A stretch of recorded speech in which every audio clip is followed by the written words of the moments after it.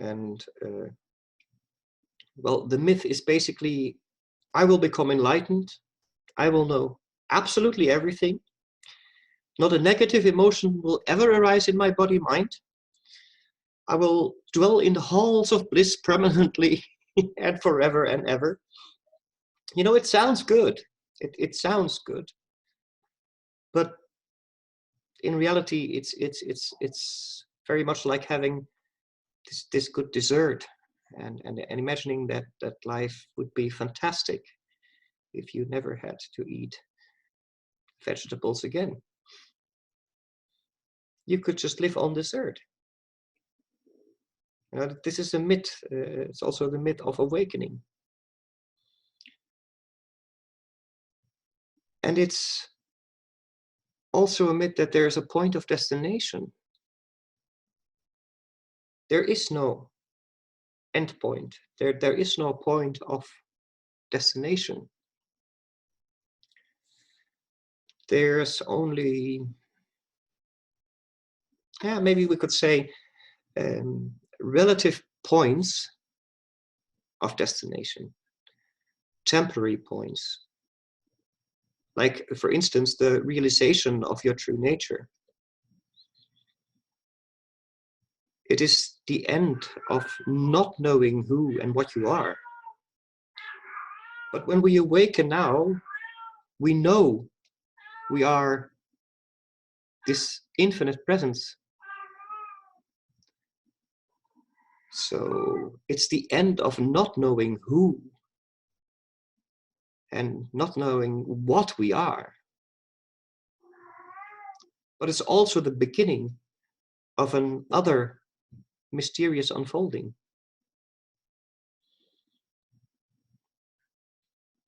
It's the beginning of something that is boundless, of something without an end. So don't ever think of awakening or enlightenment as a goal-oriented activity. I mean, of course, everybody that starts out on this quest, they will do. They go when they start and say, I want to be enlightened. I want to get to that point. I want to cross this spiritual finish line, preferably first. You know, that with lots of, I don't know, lots of understanding or lots of big audiences.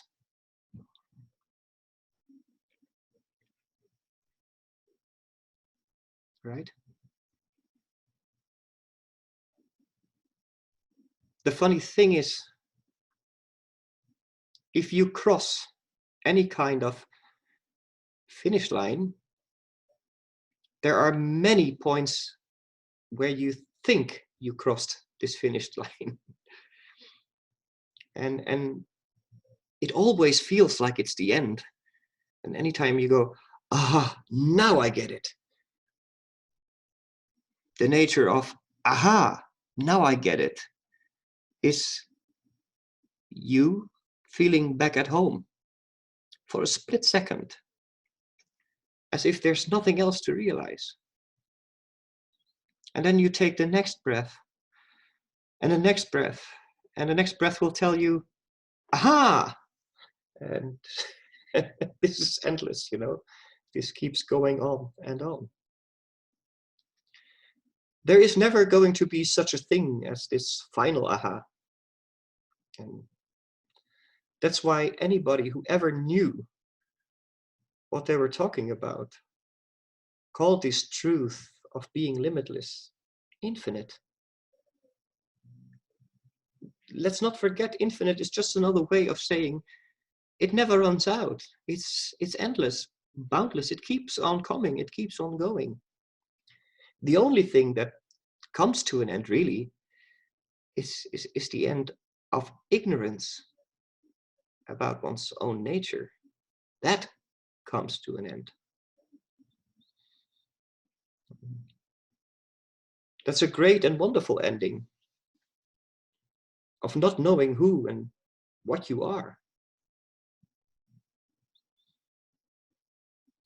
That can come to an end. And the realization that within that and around the body-mind mechanism is presence. There is this space, something that's not conceivable. And even those who realize it still say or feel it's not conceivable. The most you can know is Tat Dvamasi. You, or what you can know is I am that. But the more you know, and the more you know that, if someone asks you, what is that you are? You don't know what that is. You can't explain or say what that is. You can't put a finger on it.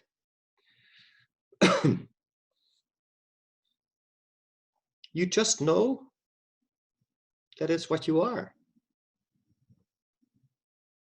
You can call it emptiness. Call it consciousness. Call it God, spirit. But there still is this certain mystery that's behind it all. There's still this certain sense of mystery to it.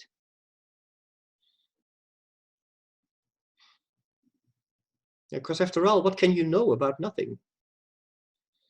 When you realize the great emptiness, that great nothingness, the great pregnant nothingness from which everything comes and to which everything goes, what can you really know about nothing? I mean, we can only know something about something. Like when nothing becomes a flower. We can know the flower. Now you can know something. Or you can pretend like you know something.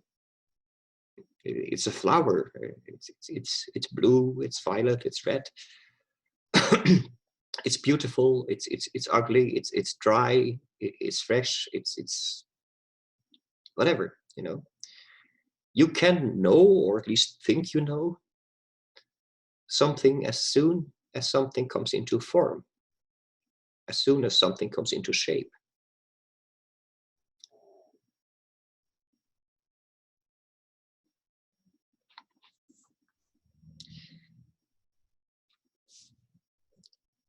You know, you can know the texture, you can know the feel,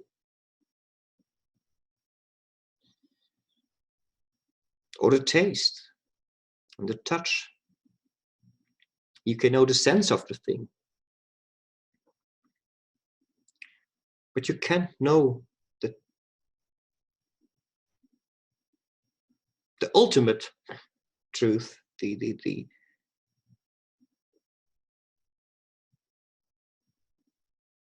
the true shape or form. You cannot know. And the thing is, you can't know anything ultimately about the unknown, about your true nature. All you can know is that you are what you are. You can know that you are that. And that also means you cannot separate yourself from anything anymore. It's like your eye cannot look at itself. No matter how hard your eyeballs try to get a look at itself, they never can, they never do, right?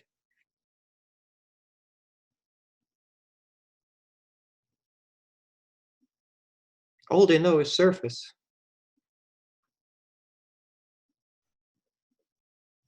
So We can never objectify the truth out here. Not the ultimate truth. It's just display. Just its display as your body, your mind, a flower, the chair you sit on.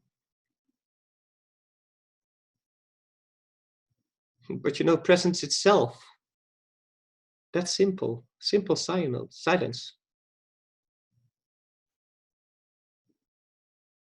Intelligence, wisdom, compassion, all are arising from nothing, from the huge, pregnant nothing. It's actually quite a wonderful discovery when we find out for ourselves that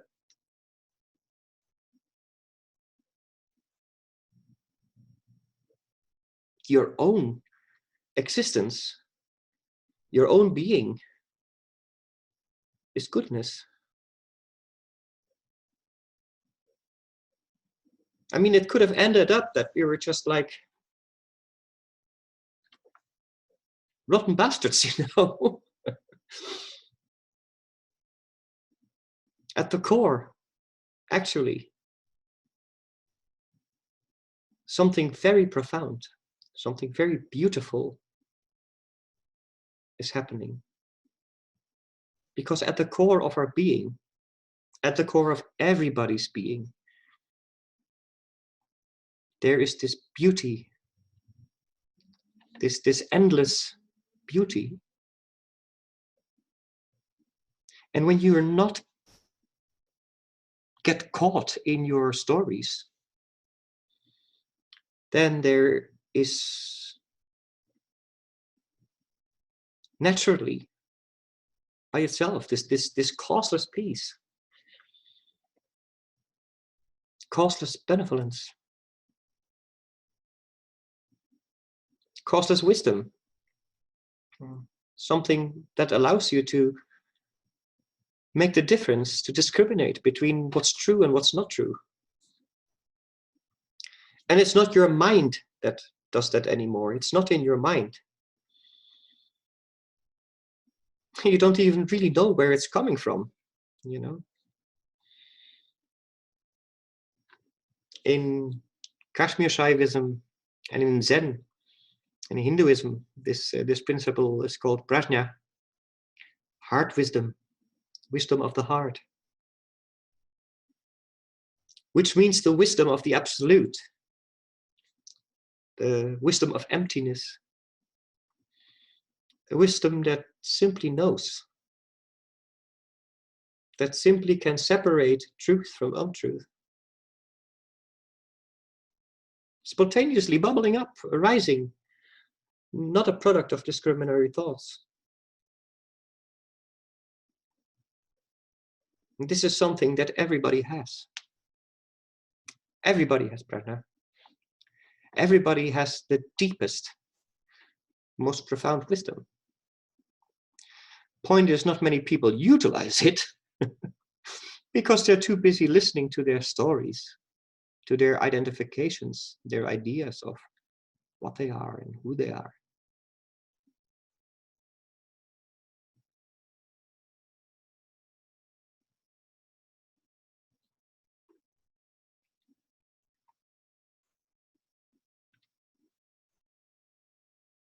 I mean, how many times have you heard in the most quietest of moments, or maybe in some very noisy moments, that little voice inside that said, don't do that? Have you ever heard that?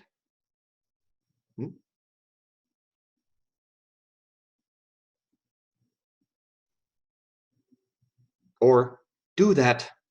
You gotta do that. When you say that, yeah, do that. Or you're on a date with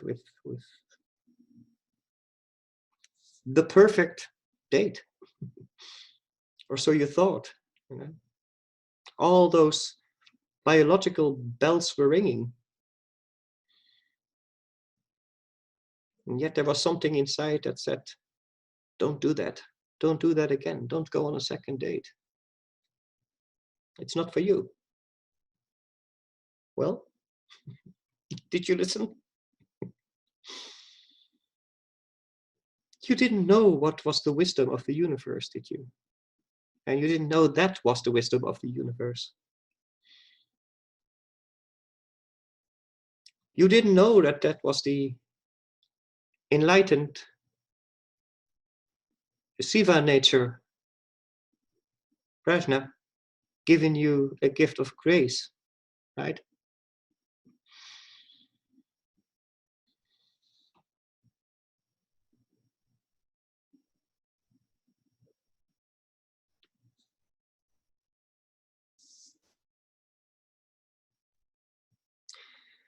You know,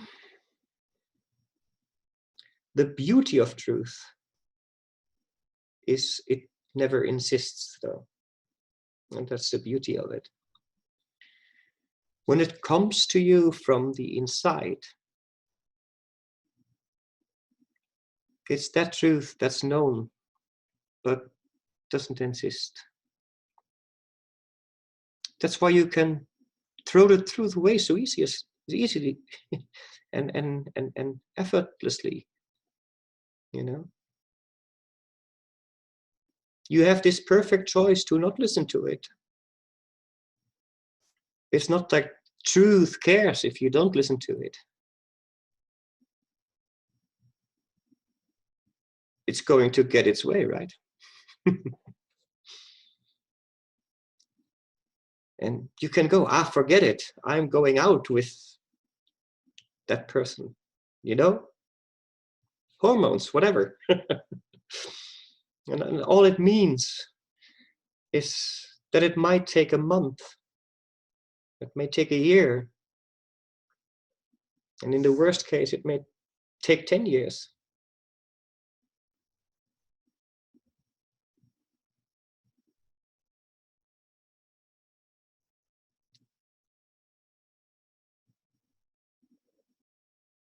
But then the truth will win.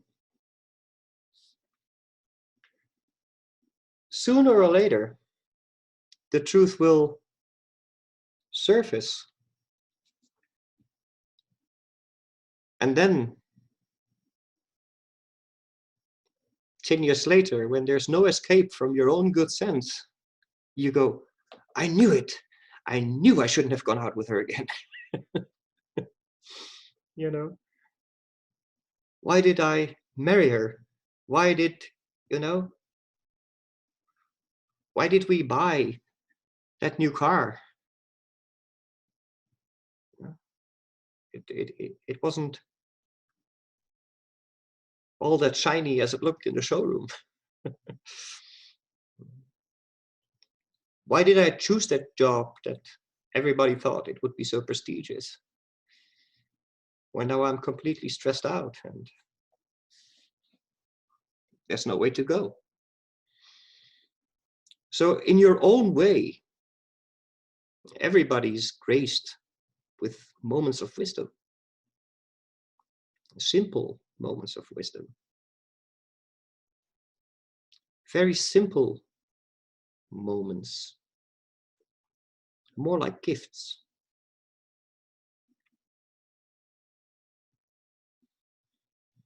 But of course, we must be out of our story.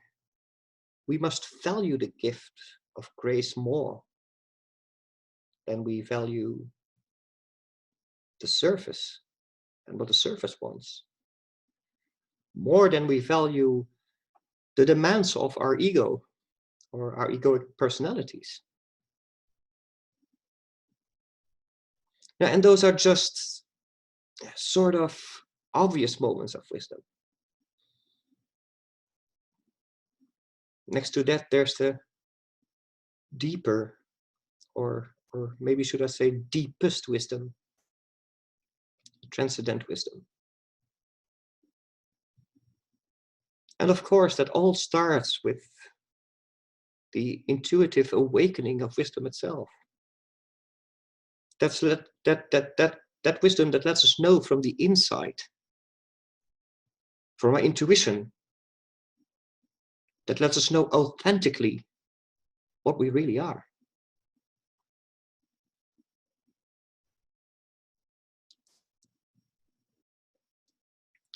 It wakes us up from the mind structure, from the little me. You know, and as I said it though, this is not an end. It's, or let's say it in another way, the only thing that is ending is the endless ignorance of our true nature. And getting rid of that ignorance is just the beginning. Just the beginning of discovering what it means to live what we realize. What it means to live this truth. What it means to live as boundless consciousness.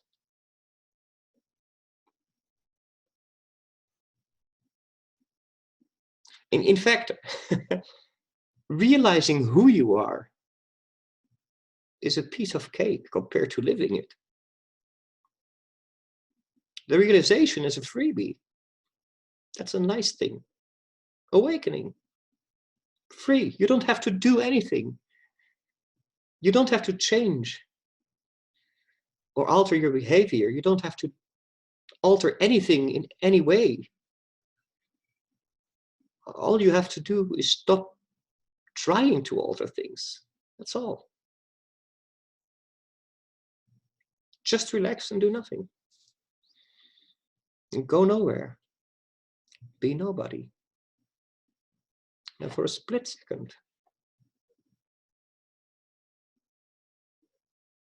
and you're there. And then grace goes, okay, here you go. Here's your freebie. Here's who you are. The realization of your true nature.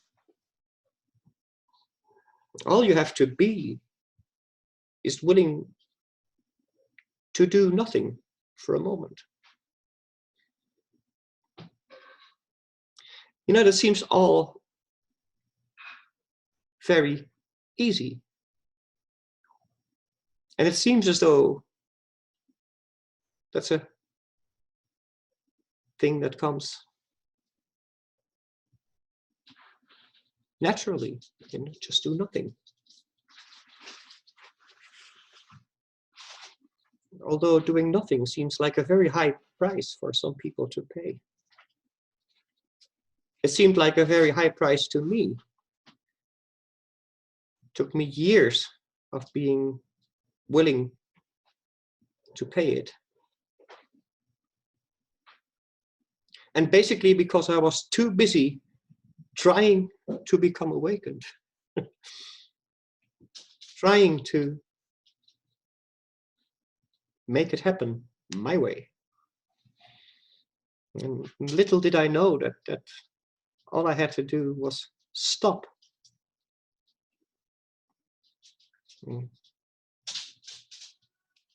Just stop, and all the grace will give it to you for free. So awakening is not a hard thing to do.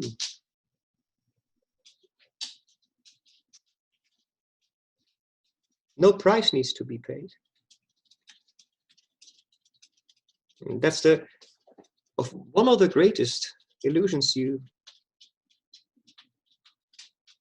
can let go of, that there's a price you need to be paying to realize the true nature of your own being, the true nature of existence.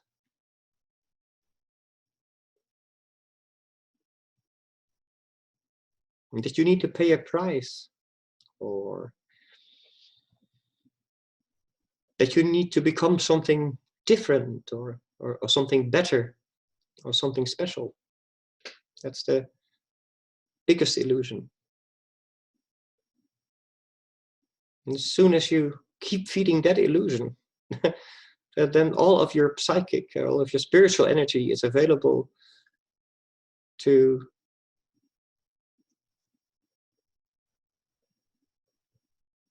block it, to block your way. And the moment you let go of that thought, of that illusion, all this energy will be available to turn into presence,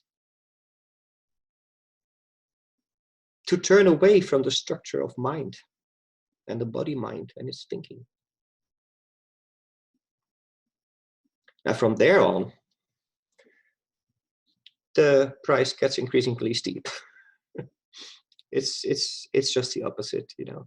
It's like it costs you nothing to get into heaven or into moksha or bliss. It's free.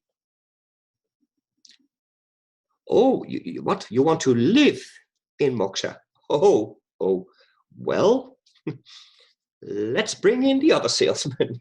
You know, it's like a bait and switch, you know.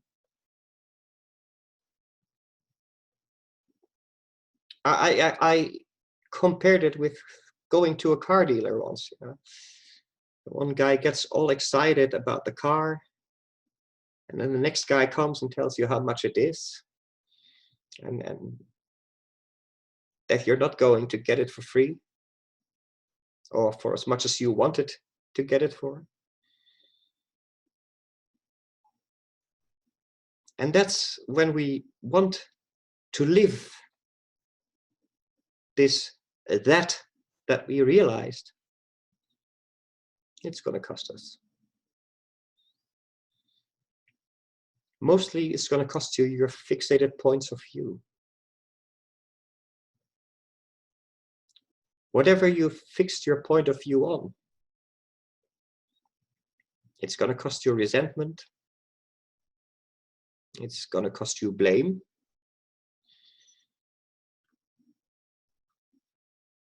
It's going to cost you judgment. So there's the three biggest costs there. You want to live this awakened life, this enlightened life. Resentment, blame, judgment. They have to go.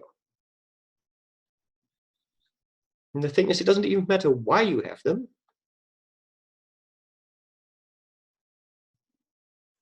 It doesn't matter what happened that you have them. It doesn't even matter who made sure that you have them. As long as there's regret, blame, or judgment, it's going to be very difficult to live what you realize. You can realize it. You can realize your true nature, even with regret, blame, and judgment.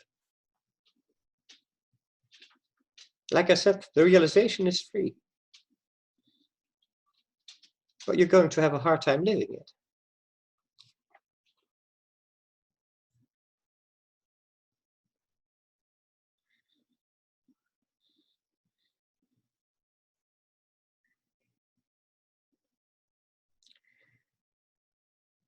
You know, the nature of truth itself is something without past. So no regret. Without fixed points of view, why should there be blame? With a deep love and compassion, why should there be judgment? Discernment, yes.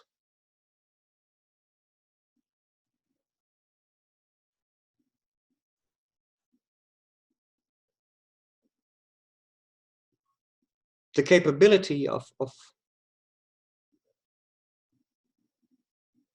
seeing differences, to discriminate which information or which part you keep or want to throw out, yes. Judgment, no.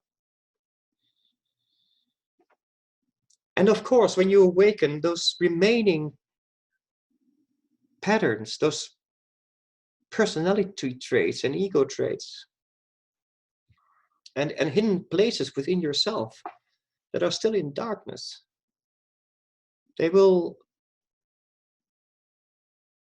without any possibility to stop them, come out of the shadows one by one. That's something you can be sure of. They will come. And once they come to the surface, and each becomes an opportunity to allow it to arise and to see it through. You cannot see through anything that you didn't allow to arise. You cannot push through anything. You cannot realize anything or get rid of anything that you are choosing to ignore, that you are choosing to press beneath the surface, right? Let me have some tea because my throat is.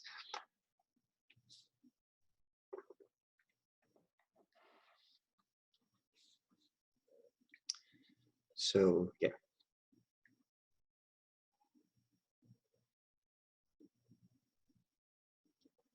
Like I said, everything must be allowed to arise before you're able to see through it. And each time you do, you will notice a deepening in a sense of spaciousness, in a sense of presence.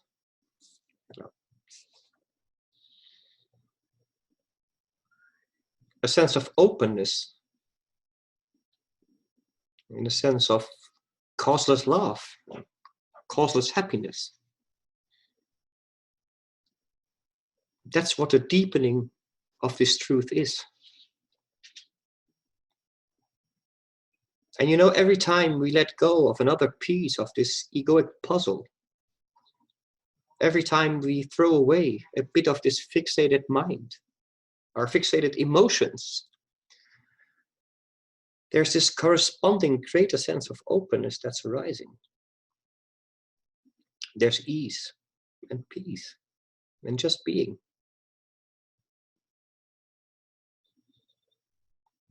Actually, I always think it's quite shocking when you see for the first time that nothing you think and nothing you thought you knew is true.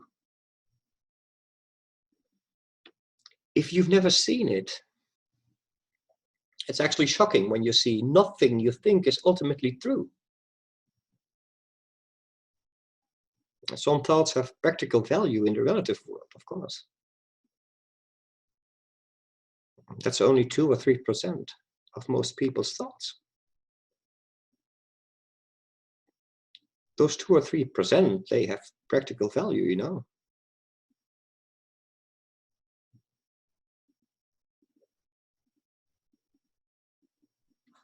How do I get to Paris? A thought says, get the map out and look it up, right? Those are practical thoughts.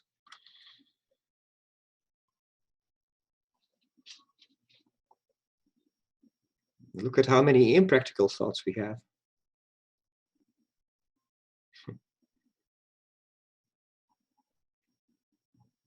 I mean,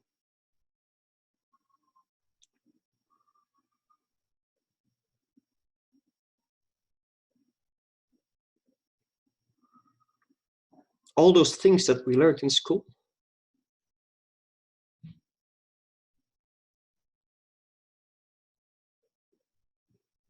You're busy with cooking, and then all at once, the rule of Pythagoras jumps into your mind.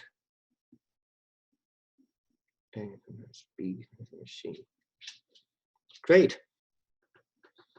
At that moment, it would have been much more useful if you could remember where you left the salt, right? So Those thoughts aren't the thoughts that cause any suffering,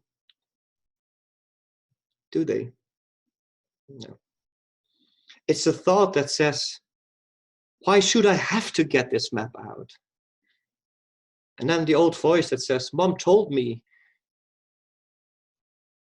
I didn't never know how to read maps well, so why would I even bother with the map?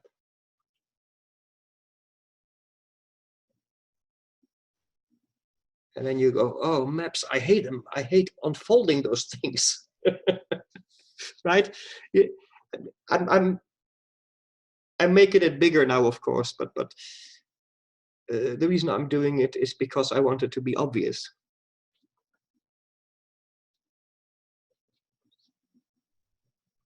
Those things is what I refer to when I refer to as your story.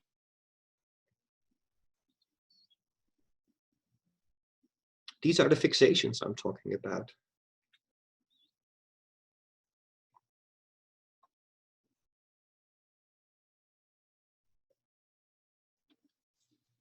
And of course, then there's also that, is it true? Is it actually true? Is this true? Is this true?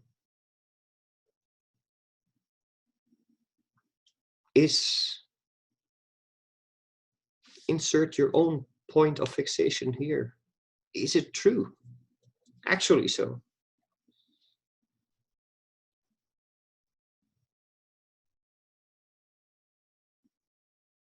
So we never ask that question. We never ask, is it true? Is my thought true? Is my judgment, my blame, my regrets, are they true?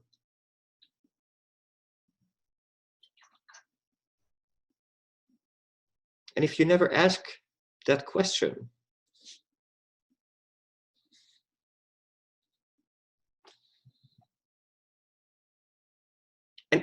and the funny thing is, once you ask the question,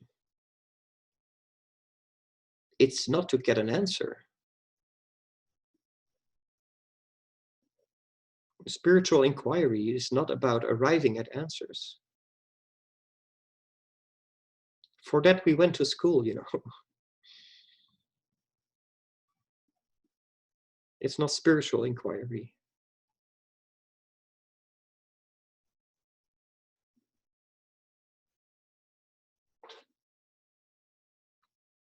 Spiritually seen,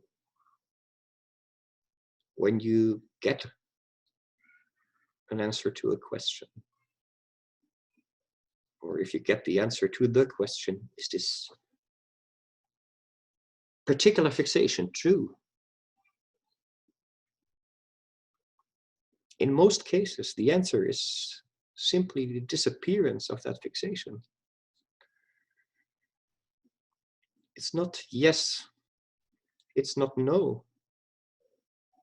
It's just that the entire issue suddenly became irrelevant. You know?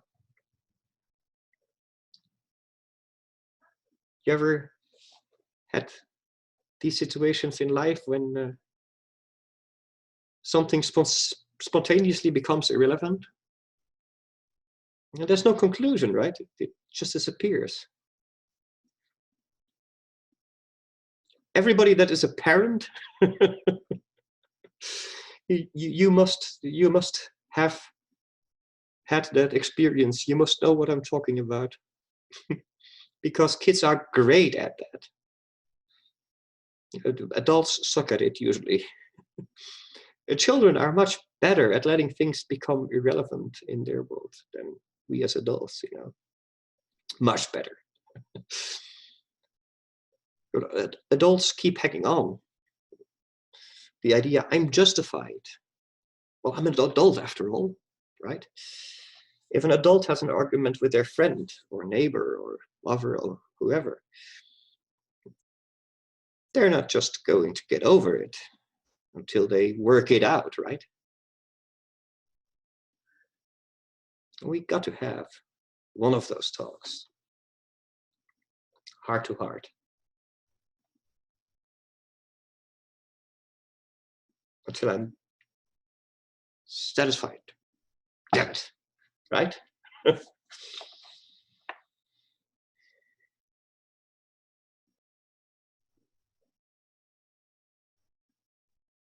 A child, and just remember your own childhood.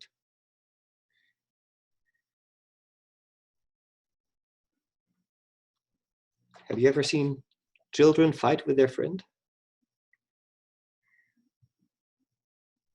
There was this kid who had his best friend live right across the street from him. And they had fights all the time. How many times we heard, "I hate you, I'm never going to talk to you again." And then they went home and slammed the door, preferably so loud that they could hear each other's door slam. And we'd sit in the house, you know,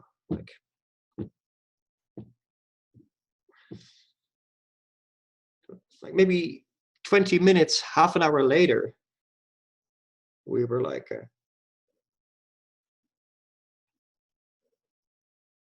"Hey, psst,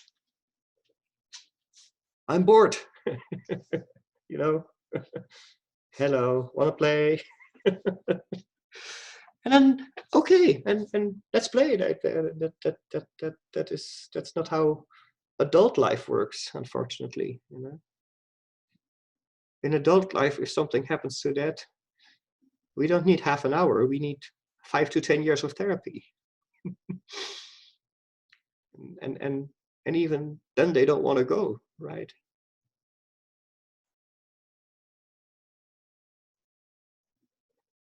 And an adult conversation would be happening more in the way of ding dong. Hi, hi. Do you know where I'm at?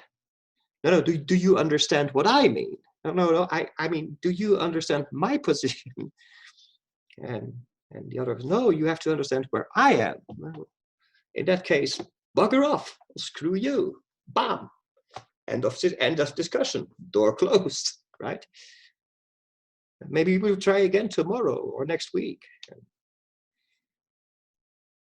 Usually takes longer. And why? Simply because we have this tendency to fixate, isn't it? My view, my way, my thoughts. And then we go and take it even further, you know. My belongings, my house, my memories, my stuff, my opinion. And you can go on in infinitely, I think. We're always looking for this reason, for this final resolution.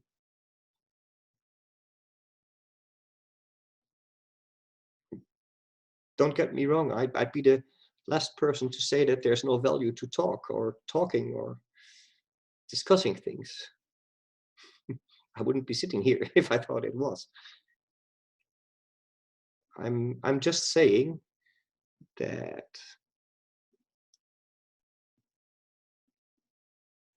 it's okay to work things out. It's just the other 99% of the time, you know.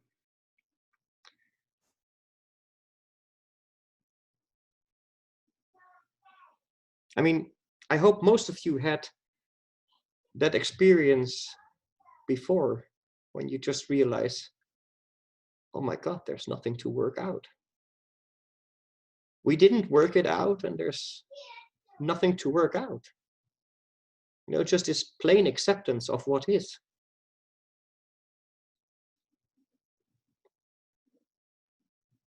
This is what, in a more practical sense, the annihilation of the ego is. It's not a once and for all dramatic effect. It's not an event with fireworks and you know.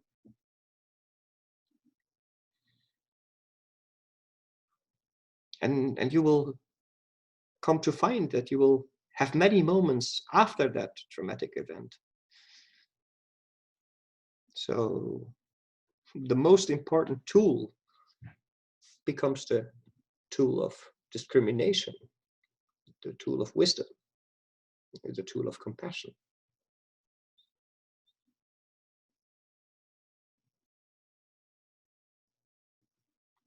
If you just got wisdom, that's great. But it brings you nothing, you know. If you got compassion, nothing else. Not so good.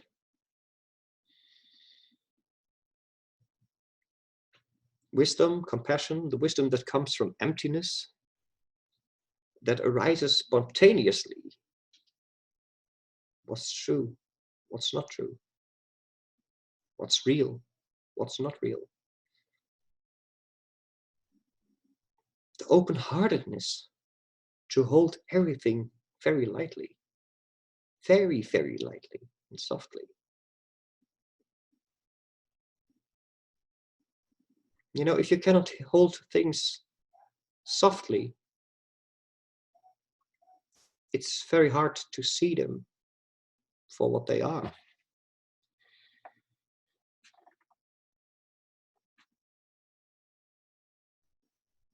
If you hold something tight, you'll distort it.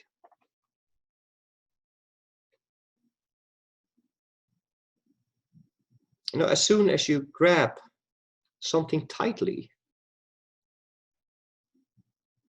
you cannot see it clearly. It's distorting. Have you noticed? The more upset you get about something, the less clearly you can see and control your actions.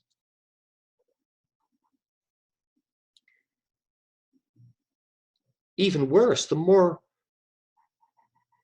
mad you become, the more upset you become, the less clearly you see what you're upset about. Because it distorts everything. So awakening is something truly without end. There are points that you go across when you have crossed them. There are certain things that no longer have to be dealt with because they're just done. But it's something that is an endless expense. It's not crossing to a goal, you know, because then it would mean something that's dead, right? You cross a goal, it's over. You participate in a race. The moment you cross the finish line, the race is over.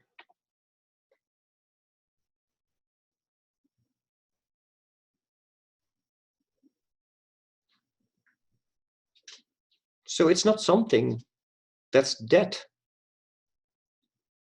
It's life in its fullest. It's life itself. It's completely endless. I just cannot push that idea enough. It's boundless. It's limitless. It's endless.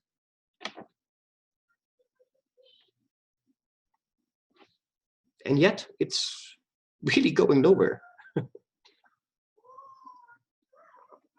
If you ever get the feeling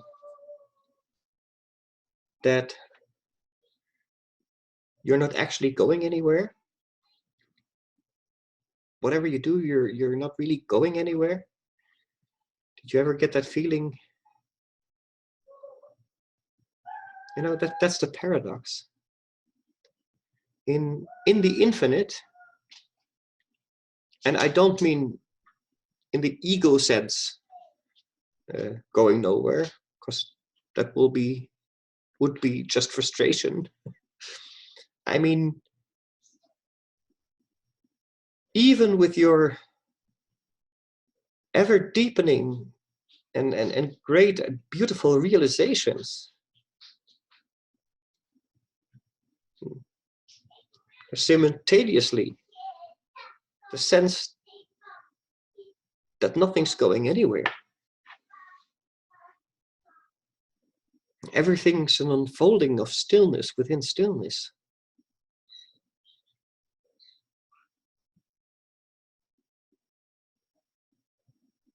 But there's really not such a thing as going from here to there.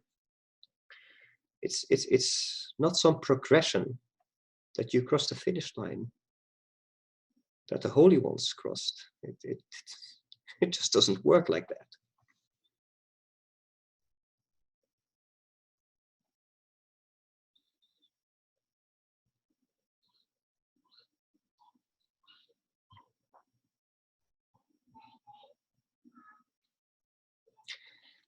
And the funny thing is that to this surface mind,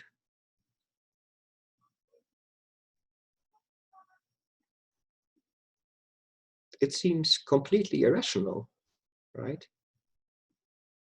You open your eyes and nothing seems complete. You read the news, you look around you, and everything looks like it's in utter chaos. How can this be complete? And we got to get somewhere. We have to reach this place of completion. And we got to keep going and moving and completing and completing. And yet this very mindset, that is the illusion. The perception that everything actually is complete, even though it's not. Because everything's and everyone's behaving as if it's not complete. And therefore it looks like it's not. And if you don't realize that everything is complete and whole and perfect as it is, then your whole life becomes things that are not complete. That's what your life becomes, right? And then that's what the world becomes. The world looks like everybody walking around, billions of human beings actually manifesting this mind state that things are not complete, that they are not whole, they are not perfect, or not as they should be. And there's billions of us walking on the face of this planet with that mind state, projecting this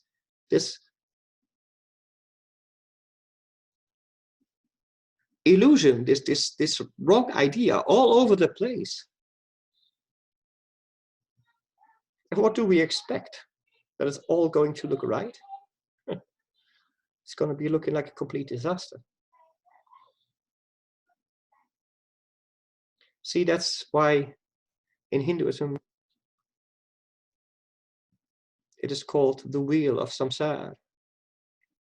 It's a closed loop. Or it looks like a closed loop, right?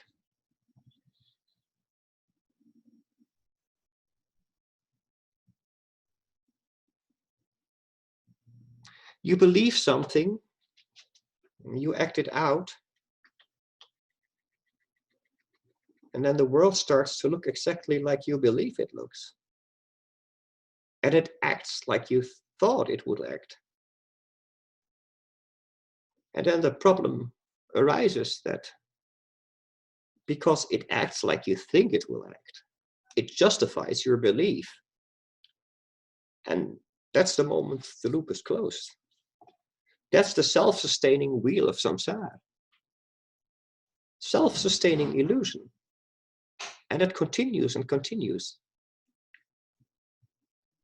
This is what basically everyone that is spiritually awakened in some way referred to as this illusion. This self-sustaining cycle of samsara, of suffering. And like I said before, it originates from this sense of wrongness. if anything, true awakening will bring with it is a sense and a feeling of, oh, there isn't anything wrong. And so even you're addressing what seems wrong, you're not doing it because anything is wrong. And I think this is also what the Bhagavad Gita says when Krishna says to Arjuna that it's okay to come in action. It's good to do what you have to do.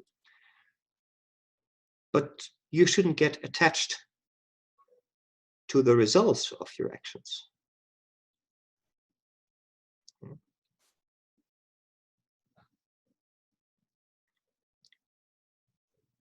So, well, to me, this is one of the most subtle, yet the most important points of the whole self-realization process.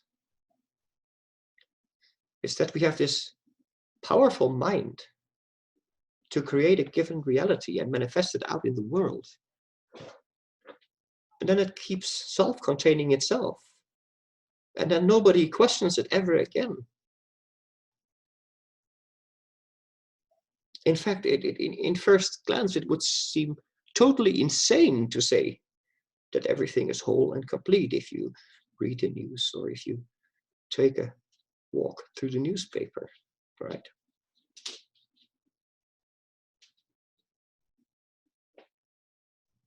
Nothing seems to justify saying everything is whole and complete the way it is. That's why it's this closed loop. It's a wonderful thing, though, if people start to see, and by that I mean to really see, not just as this theory or this new agey thing where people walk around going, everything is whole and complete, as long as you just don't bother me, you know. Not that. That's phony. It's this fake spiritual ego thing. I mean this direct perception. Once they really see and understand that things are complete and fine the way they are, and that this entire process starts with you as a presence, whole and complete, and then it unfolds outward from there, you see.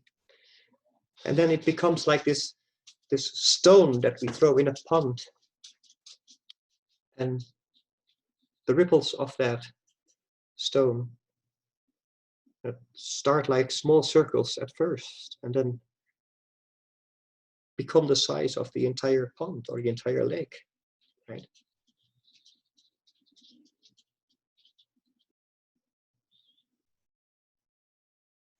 And this is what a lot of teachers also say when they say you cannot become enlightened, you already are.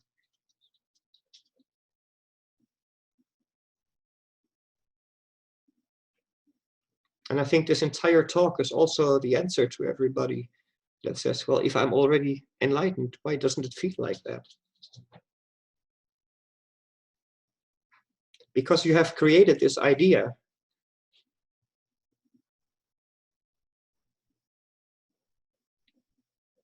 that nothing is okay. And then you projected this idea out in the world and manifested the very idea.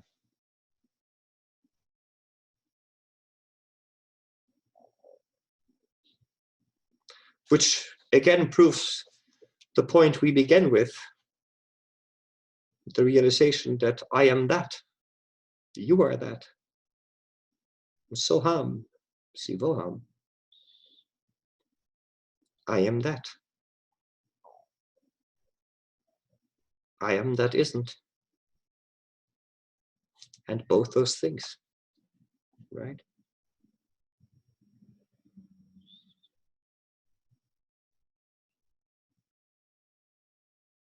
And that's what makes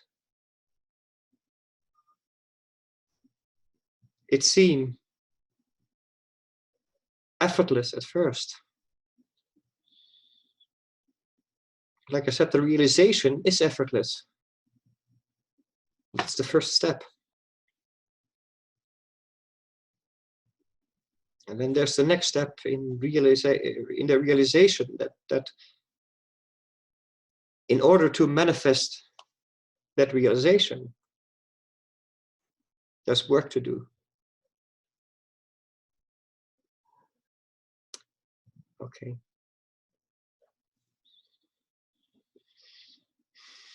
With these thoughts, I want to conclude today's satsang. I thank you all for watching.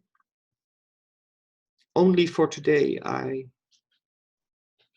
did this satsang on Facebook Live as well. You can visit us 24 hours, 7 days a week on our 24/7 online yoga school, sivaom.com. You can register there, or you can send me a PM and I will make sure you get the registering form. It's free for 30 days.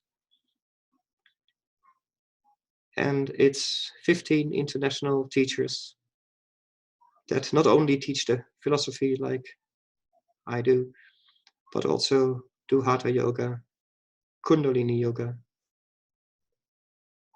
Yin Yoga. 15 international teachers that are there for you around the clock. So if you want to register, or if you want to take a look at sivaom.com, that's sivaom.com.